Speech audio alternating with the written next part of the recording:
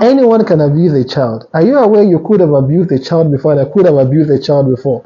So I could have been the victim. I could have also been the culprit. So we could have all abused a child, whether as teachers, parents, caregivers, practitioners, among others. So what is child abuse? Child abuse is when you hurt the feeling of a child that is going to stay long in their heart and hurt them whenever they remember. So there are few types of abuses a child could have experienced or we could have experienced while we are younger. Number one is the physical abuse.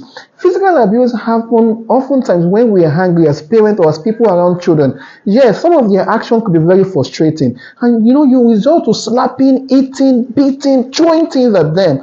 What is the implication of this? Imagine eating a child and the child sustain injury. In the long run, the child is going to resent you, and anytime the child sees such a pain, it's going to hurt in the heart. So don't abuse a child physically. There are better ways of correcting a child. When you are angry, be calm so that you are not going to physically abuse a child. The next one is emotional abuse. It is when you are not showing required love for a child. The child is not feeling love. The child is not feeling safe. The child is not feeling the affection. You as a parent, you know that children are affectionate and they depend so much on affection. So you can abuse the child when the child does not have a sense of connection, a sense of affection, and a sense of engagement with you. The next one is neglect. Emotional neglect could happen when your child does not have required housing, required shelter, or appropriate supervision. So a child could be neglected, and that is also a form of abuse.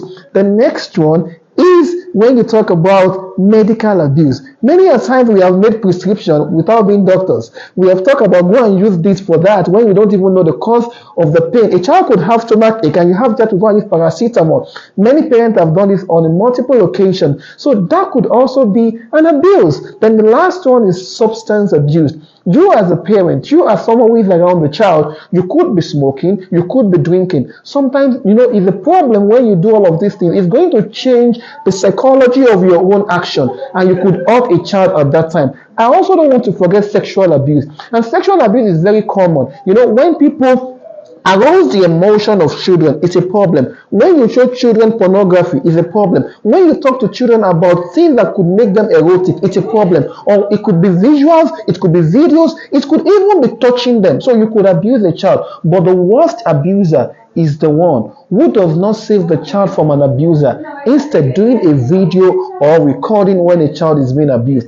Please don't be an abuser. Anyone could abuse a child. You might have done that insensitively, you might have done that unintentionally, but don't forget, anyone can abuse a child. A teacher, caregiver, siblings, among others. But with education, we can make the child comfortable, we can make the world better for the child. Thank you so much for listening, and I'm going to see you in the next episode. Don't be an abuser. Don't be an abuser. Thank you.